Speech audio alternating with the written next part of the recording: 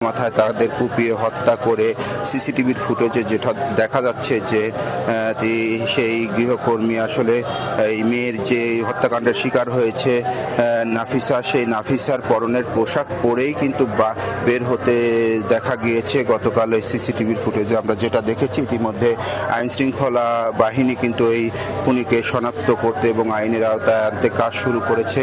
এখানে আসলে দীর্ঘদিন তারা ঢাকায় বসবাস করেন, একটা তাদের নিজ বাড়ি।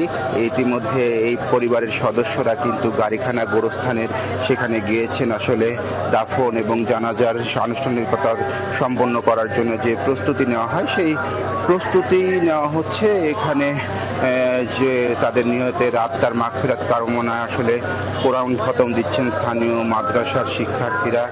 তো এটা দীর্ঘদিন তারা ঢাকায় বসবাস করলেও নাটোরবাসীর জন্য কিন্তু খুবই হৃদয় বিদারক একটি ঘটনা।